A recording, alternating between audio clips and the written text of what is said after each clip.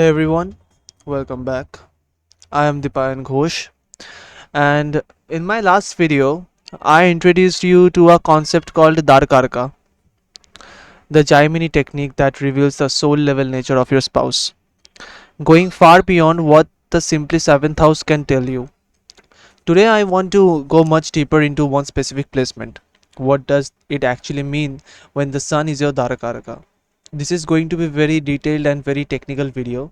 I'm going to cover the personality, the physical appearance, the career, the karmic lesson, the house placements, some very unique technical quirks that only apply to the sun, the relationship with your Atmakaraka, the timing of when this marriage tends to activate, and the specific remedies for this placement. So get comfortable and let's go deep into this one. Before we go into the sun specifically, let me give you a very quick refresher for anyone new to this channel.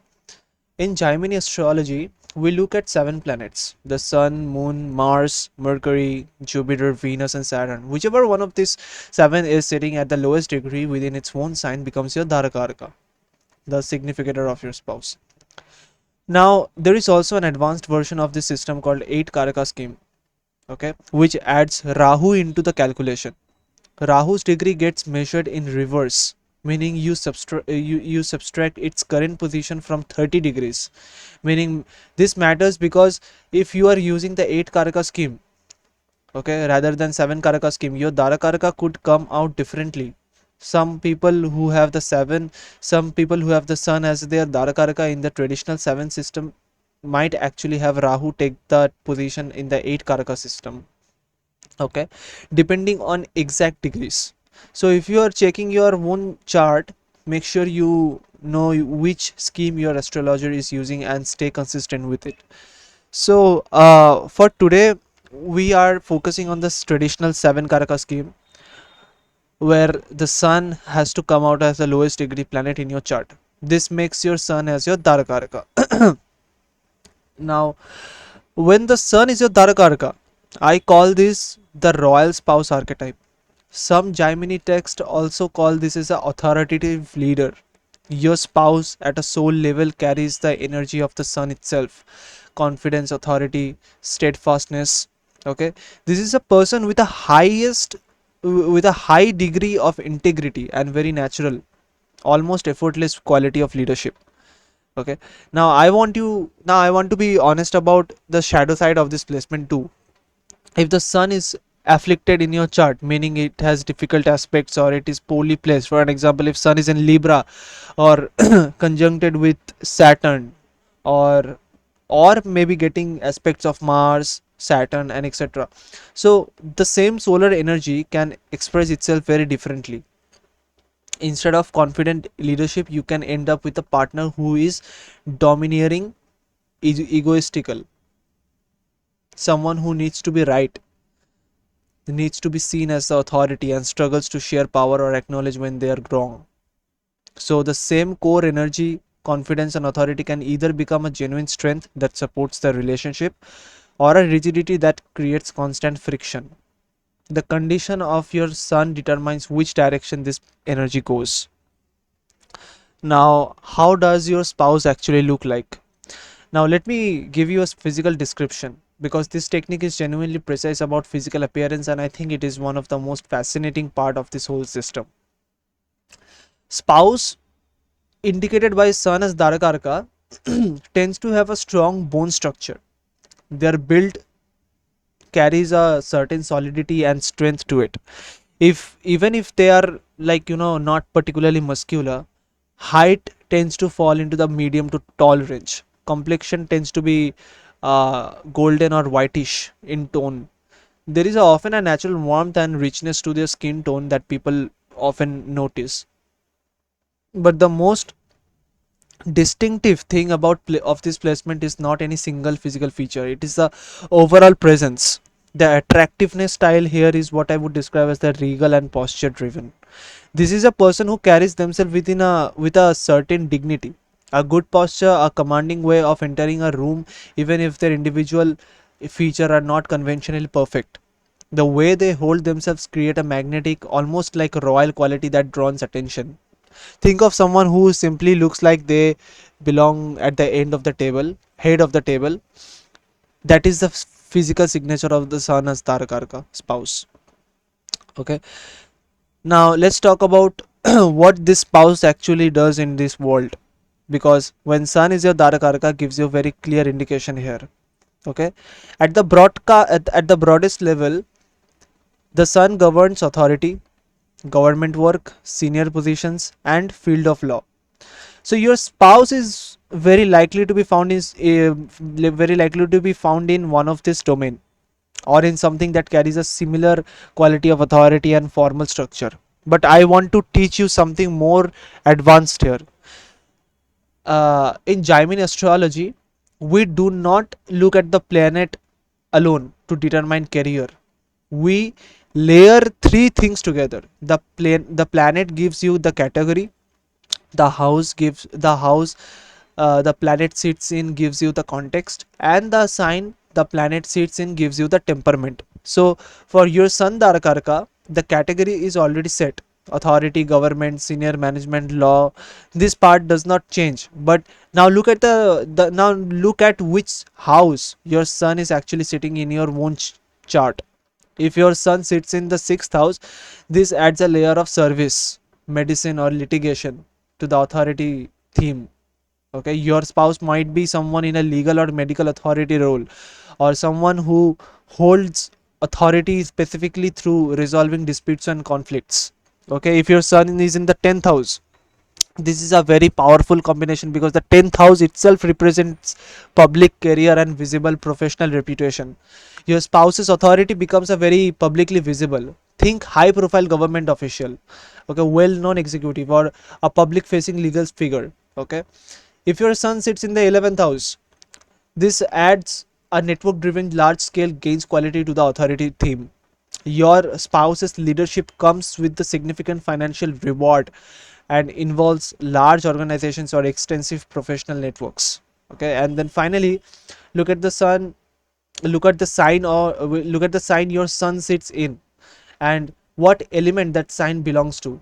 If your sun is in the fire sign, meaning Aries, Leo, or Sagittarius, the professional temperament becomes action driven and involves visible engagement. Your spouse leads from a front directly and energetically.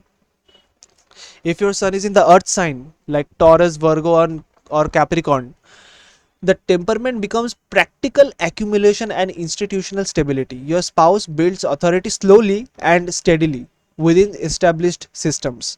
If your sun is in air sign, meaning Gemini, Libra, or Aquarius, the temperament becomes intellectual and involves conceptual abstraction. Your spouse's authority comes through ideas, communication, and strategic thinking rather than direct hands on control. If your sun is in the water sign, meaning Cancer, Scorpio, or Pisces, the temperament becomes emotionally deep and intuitively guided.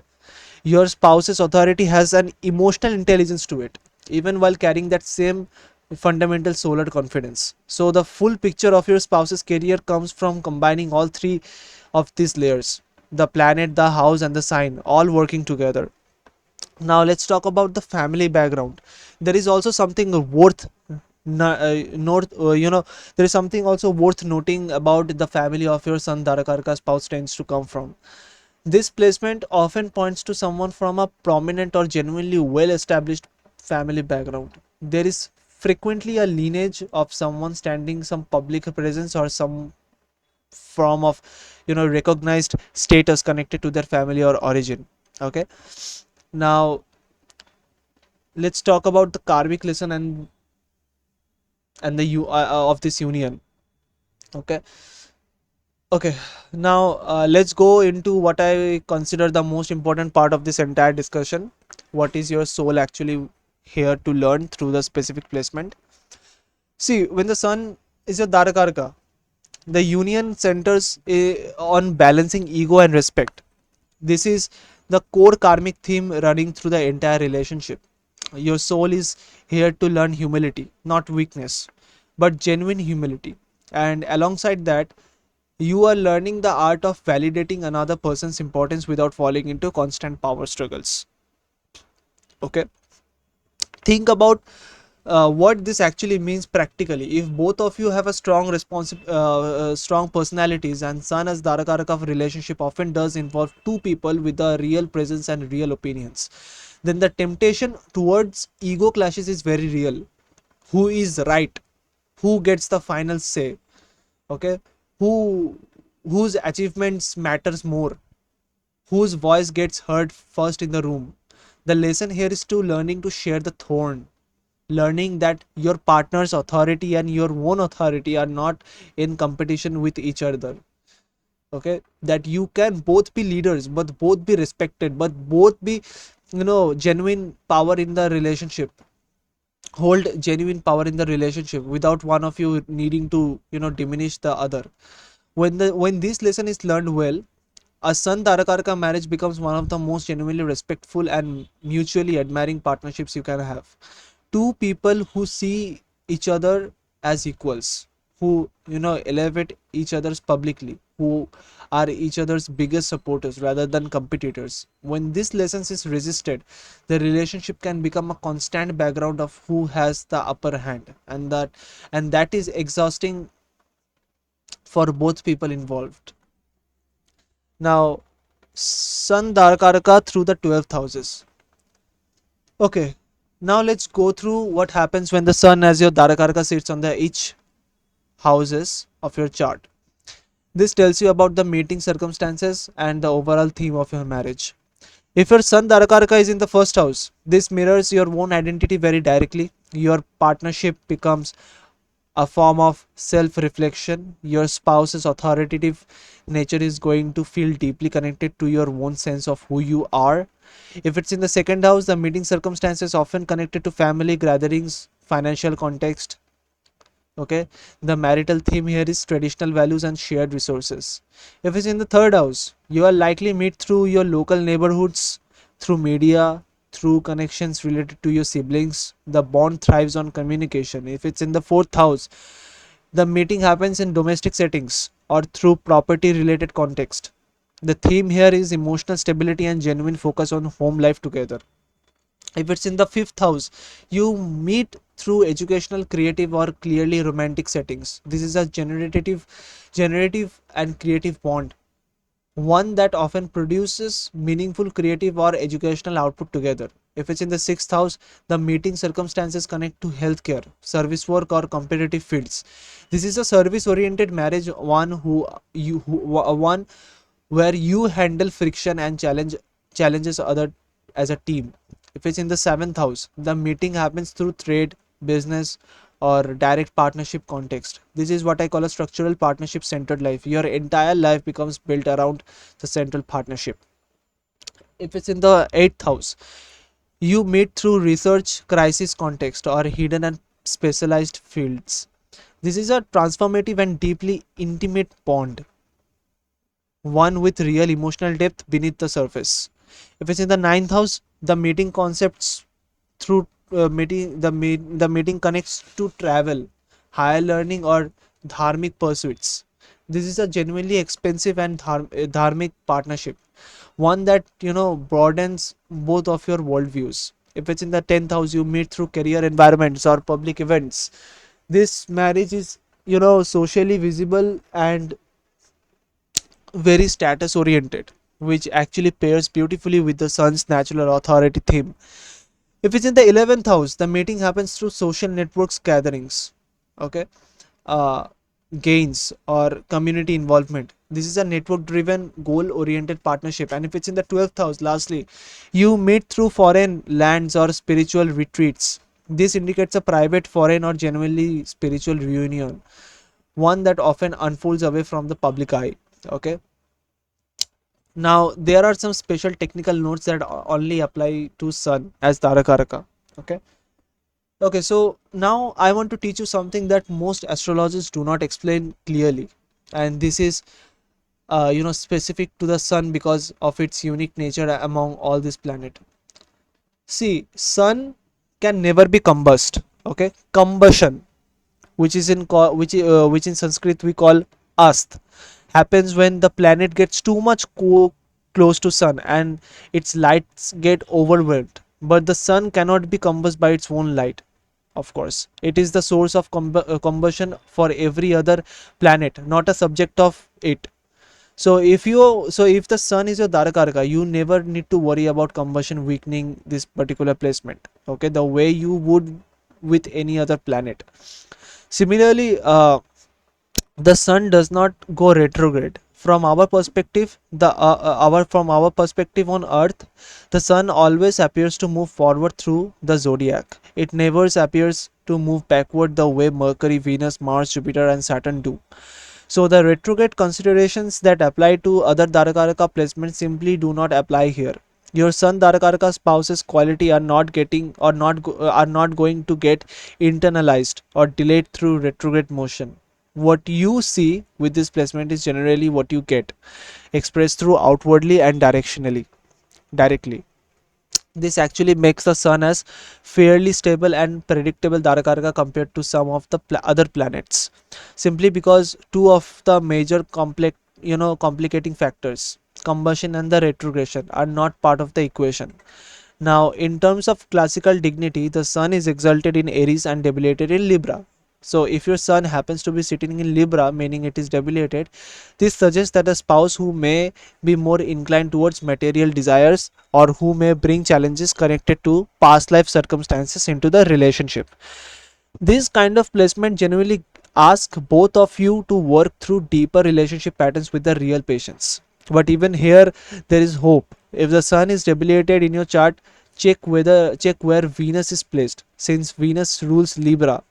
If Venus, the dispositor of your debilitated sun, is sitting in a Kendra houses, meaning the first, fourth, or seventh, first, fourth, seventh, or 10th house, this creates what is called as Nich Bhanga, the cancellation of debilation. When this cancellation occurs, it often produces a relationship that starts with real difficulty, but improves dramatically and becomes, genuinely strong over time. And if your sun happens to be sitting in Aries, okay, its exaltation sign, this is a wonderful placement. It suggests a spouse who genuinely facilitates your spiritual evolution and who brings real positive karma into your life through this union or through this relationship. Now, next is you have to check your Vargottama. This is one more dignity check I want you to do. Look at your Navamsha, okay, the D9. If your sun sits in the exact same sign in both of your main birth chart in your Navamsha, this is called Vargottama. When your sun Darakaraka is Vargottama, it provides an immense strength and stability to everything we have discussed so far. Okay, the royal spouse archetype becomes even more consistent, even more reliable. Okay, this is a spouse where authoritative, confident, dignified nature does not waver. What you see on the surface genuinely matches what exists underneath in the deeper soul level chart. Okay, now relationship between your Darakaraka and your Atmakaraka. Now let's go into something more advanced. The relationship between your sun sitting as your Darakaraka and the Atmakaraka, the planet at the highest level in your chart representing your own soul. The distance and the relationship between these two planets tells you about the structural harmony or tension between your own life purpose and this marriage. If your Atmakaraka sits in the exact same sign or house as your Darakaraka as sun or house as your sun Darakaraka, this creates what I call a fused identity. Your sole purpose and this partnership becomes structurally inseparable. Okay, this marriage is not just a part of your life, it becomes a primary vehicle through which your entire soul's growth happens in the same lifetime. If your Atmakaraka and your sun Darakaraka sits in a trine relationship to each other, meaning the first, fifth, and ninth houses from the another planet, from one another, sorry, this is a supportive interrogation. Your spouse genuinely facilitates your soul's journey. The relationship flows with a real sense of harmony and mutual encouragement. Okay. Now, if your Atmakaraka and your Sun Daraka sit in a Kendra relationship, meaning the first, fourth, and seventh and 10th houses from one another, this creates what I call a structural pillars. The marriage provides an actual foundation of your entire life. This is, especially powerful if the relationship is specifically on the 1 to 7 axis, because this represents opposing and complementary poles. You and your spouse function almost like structural partners, each holding up a different but essential part of your shared life. And if your Atmakaraka and your Sun Daraka sits in a Dusthana relationship, meaning 6th, 8th, or 12th houses from one another, this creates challenge and friction dynamics. Now, I want to be very clear about something here. This does not predict failure. What it suggests is that that your soul and your spouse are operating in genuinely different spheres of life, and this requires conscious, reconciliation and real transformation to bridge that gap. Many extremely meaningful and transformative marriages comes from exactly this kind of placement. The friction is not a curse, it is a simply an invitation to grow through difference rather than through ease. Now, direction of influence. There is one more layer to this Atmakaraka and Darakaraka relationship that is genuinely important, is that the direction of the aspect between them. If your Atmakaraka is aspecting your Sun Darakaraka, this means that the soul shapes the spouse. Your own life path and your own soul's direction determines the role your spouse ends up playing and even influences your choices of who that spouse becomes. But if your Sun Darakaraka is aspecting your Atmakaraka, this means the spouse shapes the soul. In this case, the marriage itself becomes the catalyst that redirects or transforms your entire life purpose. Your royal spouse, with all of that authoritative, confident, dignified energy, actually changes the whole direction of your soul's journey rather than simply supporting a direction you were already on. So both of these are meaningful, but they tell very different stories about who is leading whom on this shared journey. Okay. Now, you have to check another thing. Okay. Now, here is like here is a like bonus technical layer that adds even more depth. Look at your Karakamsa, which is the sign of your Atmakaraka occupies in your Navamsha chart. This is considered your soul purpose chart. Okay. From this Karakamsa, look at 7th house. If natural benefits, meaning Jupiter or Venus, are sitting on the 7th house from your Karakamsa, your soul mission integrates through favorable and harmonious partnership channels. But if natural malefics are sitting there instead, your soul mission engages with partnerships through challenge, dynamics, and genuine testing. Now, if now here is now here is an important connection to the to today's topic.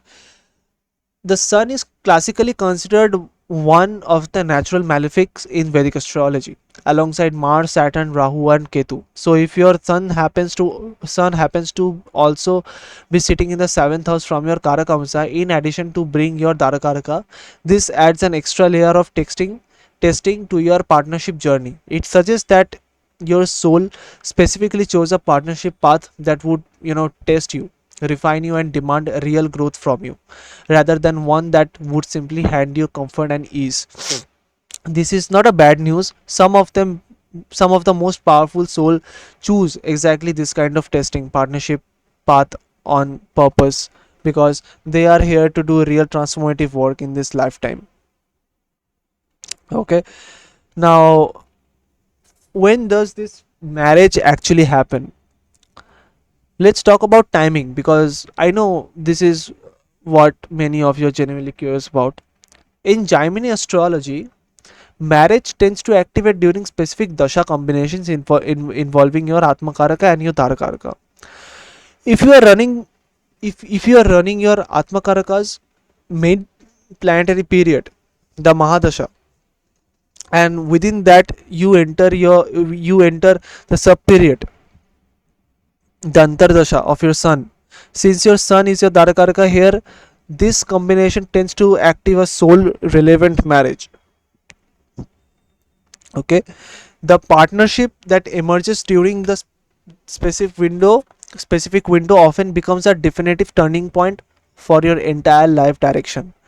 Alternatively, if you are running your sun's Mahadasha, since your sun is your Darakaraka and within that you enter your Atmakaraka's Antardasha, the spouse channel activates during that period. That is primarily about your soul's core purpose engaging directly with this world. Meeting during this specific window often happens through dharmic work or through your actual professional path, which makes a lot of sense given the sun's natural connection to career and public authority. Now, I do want to give you an important technical note here. Even for event level timing to be truly precise, these dasha windows need to be cross verified using another system called KP, Krishnamurti Paddhati. Specifically looking at the house significators for the second, 7th, and 11th houses, this is a more advanced verification step that a professional astrologer would run alongside the Gemini timing to pinpoint the exact period, sometimes down to the specific month when the marriage is likely to be happen.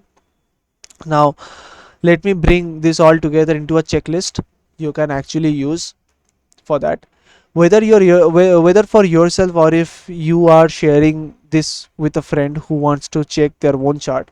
First, confirm that the sun is genuinely your Darakaraka. Remember, it needs to be the lowest degree planet among the all 7 or 8 if you are using that scheme in your birth chart.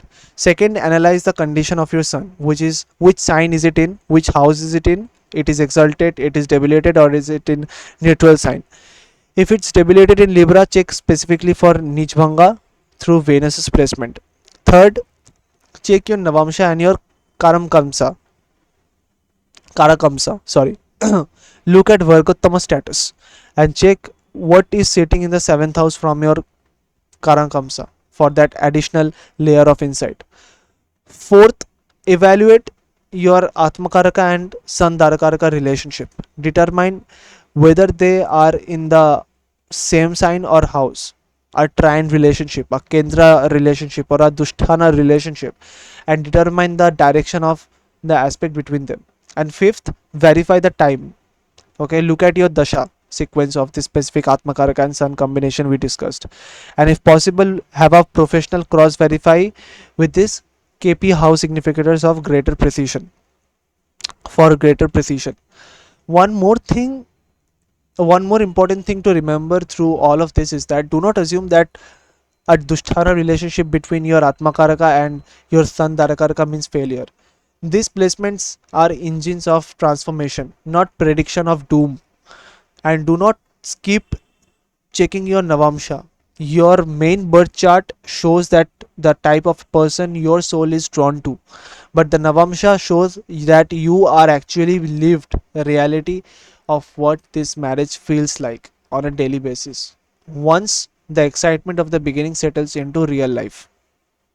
Now, let me give you a specific practices for supporting and harmonizing this placement practically, if your sun is showing any signs of affliction. Now, the most important remedy you here is behavioral rather than ritualistic. Maintain genuinely high moral standards in your own conduct. Okay, especially within the relationship itself, since the karmic lesson of this placement is about balancing ego and mutual respect. Your own daily choices around humility and honesty directly affects how smoothly this energy flows into your marriage. Chant Sun Bij mantra every Sunday. Om Ham Him Hom Shah Suraya Namaha. This strengthens your this strengthens and purifies your connection to solar energy, helping the confident, authoritative qualities of this placement express themselves as genuine leadership rather than ego-driven domination. Offer water to the rising sun each morning if you can. This is called a Surya Arghaya. Okay, even a few minutes of this practice facing the sunrise with gratitude helps build what we call Atma Bala, soul strength, which directly supports a healthier expression of your Sun Darakaraka energy.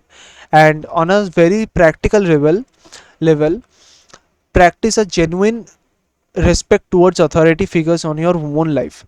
Your parents, your elders, your mentors, your teachers, because the sun governs this entire domain of respected authority. How you treat authority in your own life, it tends to mirror how the authority dynamic unfolds within your marriage. Okay, let me leave you a deeper meaning with this entire placement. When the sun is your Darakaraka, your soul chose a partner who mirrored back to you the very quality of confidence, dignity, and leadership that you are meant to develop within yourself. This is not a passive relationship. It is not a soft, quiet background kind of union. It is a partnership between two people who are both in their own way meant to lead, meant to stand tall, meant to carry a real presence in the world. The question this placement asks you throughout your life is simply but not always easy. Can you share can you share the throne? Can you let your partner shine as brightly as you do without falling, demonized by it? Can you offer respect as freely as you expect to be offered to you? When you learn to do this, a Sun Darakaraka marriage becomes one of the most genuinely regal and maturely elevating partnerships that exist. Two sovereigns ruling side by side, each making the other's crown shine a little brighter. Okay. Now, if you want to make free Kundli and birth chart, visit the Cosmic Dharma website, link in the description down below. And if you want to book a person consultation with me, you can DM me on Instagram, link will be in the description below. And if this video helped you, please like it, share it, and share it with someone who has sun as the Darakaraka, and subscribe to the channel, hit the bell icon so you never miss a video. Until next, we are going to go into another Darakaraka, so stay tuned for that one. Until then, honor the authority within yourself and honor it within the one who you love. Jai Shri Ram.